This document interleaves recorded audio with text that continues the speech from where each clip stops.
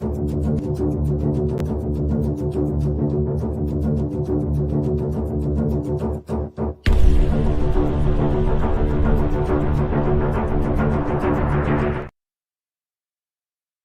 afternoon.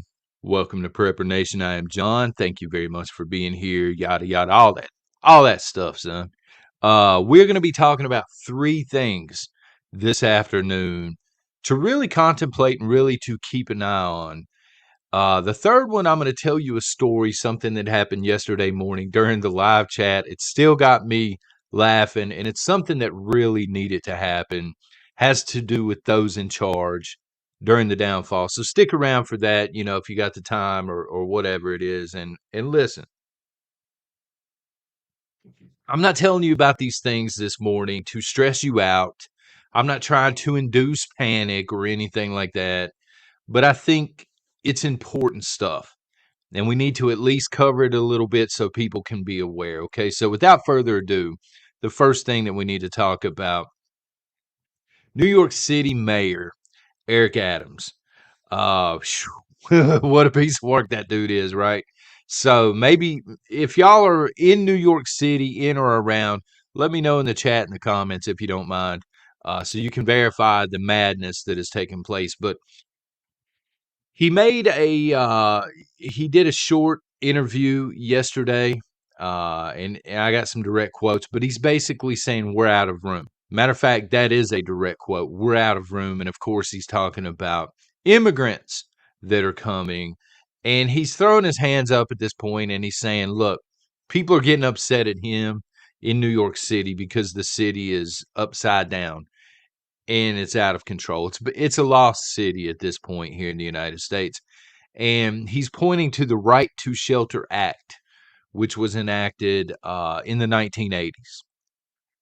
So he's making an argument yesterday, and he's saying, look, there's nothing I can do as mayor. I cannot stop these people from coming into the city of New York City when they're being brought here. I'm legally obligated to find shelter within the city for these people according to the act that was signed back in the 80s. He's saying I cannot detain these people. I cannot deport these people. My hands are tied. He's passing the blame off because if you'll remember, New York City is a sanctuary city, and lawmakers have, up until recently, they have been praising the fact that they are a sanctuary city. But now he's saying, and this is a direct quote, another direct quote, people are going to be eventually sleeping on the streets. Because what has happened is they have run out of places to put these people up. They've run out of hotel space in the city. They've run out of adequate housing.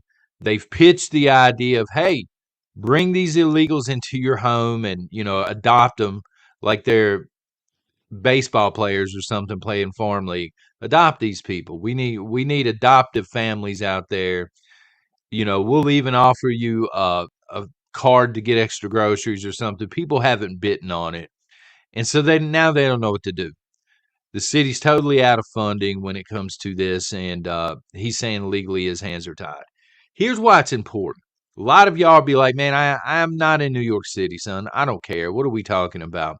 New York City represents America symbolically. It always has.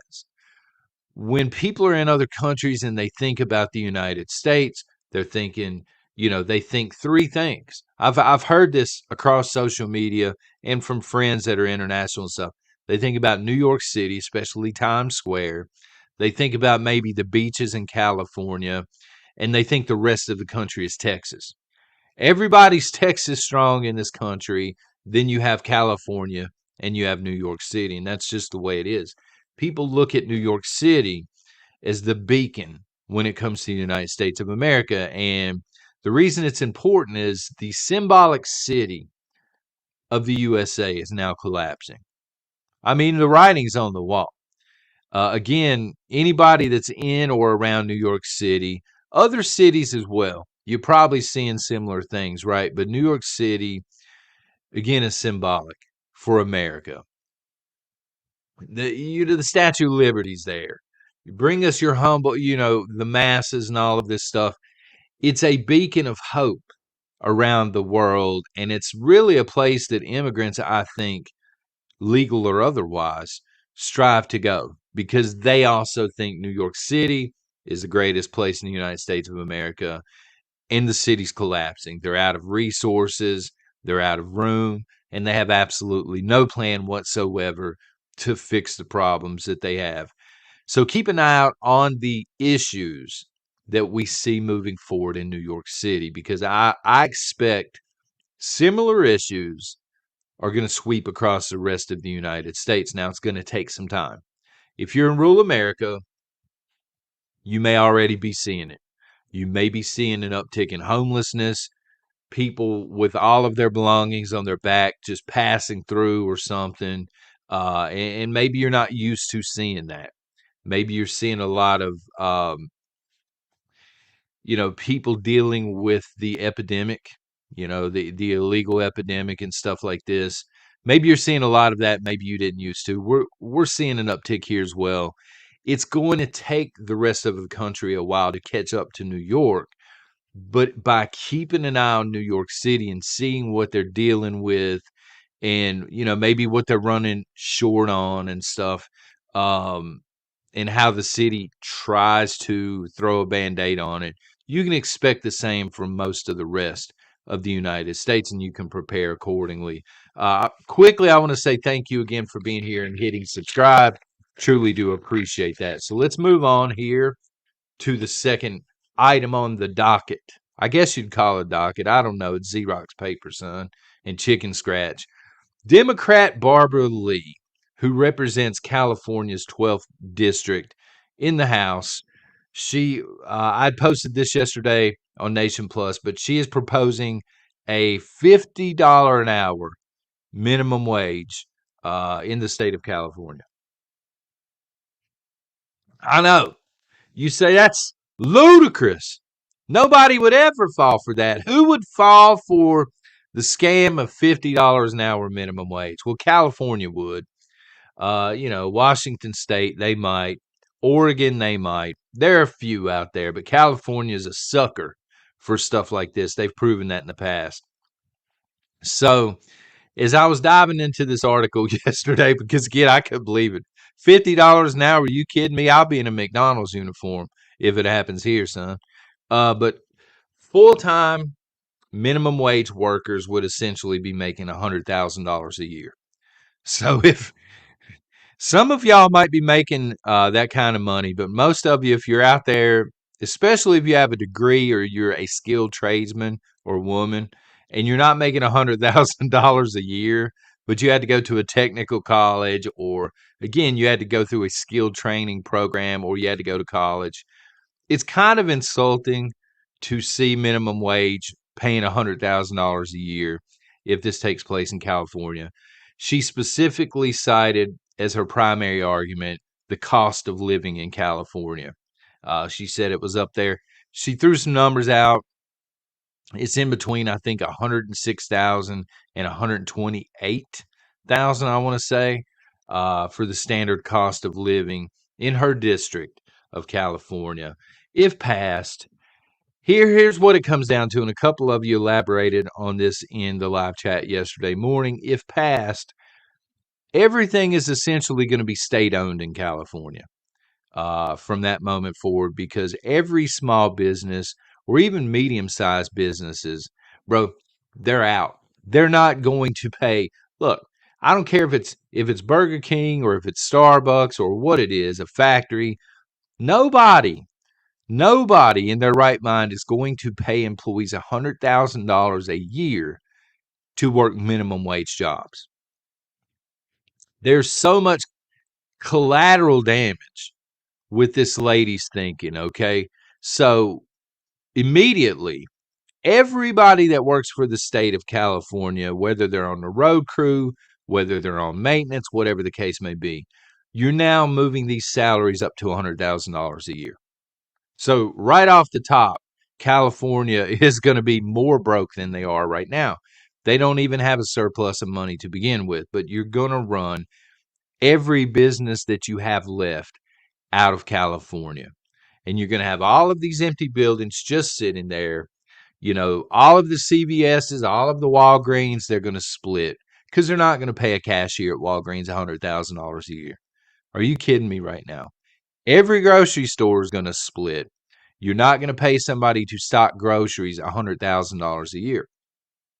So the state would have to at some point step in and reopen because they don't want their citizens to starve to death or do without medicine. So they would have to go in and nationalize at a state level needed services like pharmacies, grocery stores, things like this, restaurants. Everything would be nationalized. These people, they hate Putin and his country so much, and yet it would look a lot like that at that point. Everything would be state government on down. And this is weird to me. Before we move on, this is a really weird one to begin with because, excuse me, we're talking about the same crowd of people where their mindset is let's let's explore, let's investigate, let's find out where the root cause of the issues are at. Can't put cuffs on criminals anymore. You got to follow them home. You got to interview the family. You got to be a social worker. You've got to find out what is the root cause. Son, what is making you come to 7-Eleven and steal Fireball? What's causing you to do this? This is the same crowd that wants to social work. And yet they're not willing to sit down and figure out what the root cause of such a high cost of living is in the state of California. It's very simple when you get right down to it. You already have a minimum wage that's too high. Number one, your taxes are way too high, and you have too many people freeloading the system. These are the root causes, in my opinion. But if this is important because even if you're not in California, if this passes, if this lunacy passes in California and becomes statewide, I promise you, other states are going to adopt similar legislation and laws. They're going to adopt a similar mindset. It's like a hive mind. There are always 5 or 6 states that are highly liberal that watch California and they do what California does. It's crazy to me. Finally, again, I got a story to tell y'all. Dynamite, as I put in chat yesterday, brother, I lost some coffee on my desk because I spit it out. You had a comment. So we were talking about yesterday morning bugging out, being careful, avoiding crowds and things during the collapse and, during a collapse event. And Dynamite had made a comment, and brother, I'm paraphrasing. He said, I'm just going to put the snowplow on the front and go at that point. And it's something I needed to hear, to be honest with you. And I want to speak on it for a couple of minutes if it's okay. I needed to hear that comment because we need to find fun during the collapse. And I know that's a weird statement. Y'all sitting here like, John, how could you possibly find fun, find humor in the country collapsing or the economy collapsing or whatever? They shut down a Piggly Wiggly and people are taken to the streets.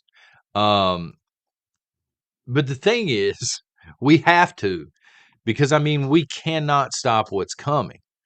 To my knowledge, none of the Beaverines out here are in charge of Wall Street. To my knowledge, none of the Beaverines out here are in the White House calling the shots. Who knows? Maybe Biden's a Beaverine. If he is, he probably doesn't know it, right? We can sit here and we can stress and we can panic and we can obsess over the news and look at it in a negative light. And sometimes I get caught in this cycle as well. Or we can get the playlist ready, the SHTF playlist. You know what I mean? We can embrace the suck, if you will. Just like Dynamite was talking about. He's saying, look, if these people are out in the streets and they got a mob mentality and everything's collapsing, I put the snow blade on the front of the vehicle and I'm out. Got some coffee with me. Got Miss Rebecca. We out. We straight up out. These people will get out of the way. Or they'll, otherwise the snowplow's coming. And this is the kind of mindset that I think we need to have. Because folks, we are the small percentage when you get right down to it here in the United States. The numbers are all over the place. You can Google it, you can cha-cha it, you can Bing it, you can, read a book. If books still exist in libraries and things, you can research it that way. What percentage of Americans are preppers? First of all, y'all let me know what you think it is in chat, because I just want to prove to y'all the numbers are going to be all over the place. What percentage of Americans do you think are prepping for the collapse? According to official estimates, you're going to get anywhere between 8 and 10%, all the way up to about 30%, which I think is way too high. I think it's more around 10 or 12%. And we're in that percentage. If you're prepping, you're one of those people, which means, look, somebody's got to survive the collapse. During all the chaos, there have to be people that survive. Whatever the chaos ends up looking like, people have to survive. And it might as well be us. We're the ones doing the work now. We're the ones with the mindset for it now. We're not going to get caught with our pants down like the zombies in flip-flops. We know this stuff is coming, and we're prepping accordingly. So somebody has to survive. Might as well be you. And I'm going to give you a historical example real quick. There are plenty, but when it comes to embracing the suck, right? Got to deal with it either way. You might as well have fun with it. World War II. You're in World War II, the worst war that, our planet has ever seen. And a lot of these people didn't want to be there. You know what I'm saying? But they're stuck in the middle of it. They're trying to make the best of it. And they're out here with the flying fortresses, which are huge airplanes at this time, other airplanes as well. And you know what? Every mission, there's like a 25% chance we're going down in flames. We got this constant stress. We might as well go out here with some paint, and we might as well paint faces and pin up artwork and stuff like this on the plane, on the nose of the plane. We might as well have a little bit of fun with it while we're doing it. You can find fun even during the worst of times. There's a sense of camaraderie and people coming together, and you endure it together. There's something about being in the trenches, I think, with other people during the worst of times. And folks, the worst of times are headed our way. I do think that what we are going to see, although it will be wildly different looking with cyber warfare and stuff, I do think it's going to be as bad, if not worse, than the Second World War.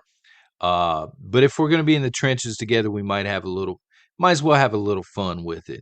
Whether it's snow plows, whether it's painting, on some of maybe your armored plates or something, whatever the case may be. Have fun with what you're doing and enjoy it. Embrace the suck. So thank you for that comment yesterday, Dynamite. I can't get it out of my head, brother. Y'all take care and God bless.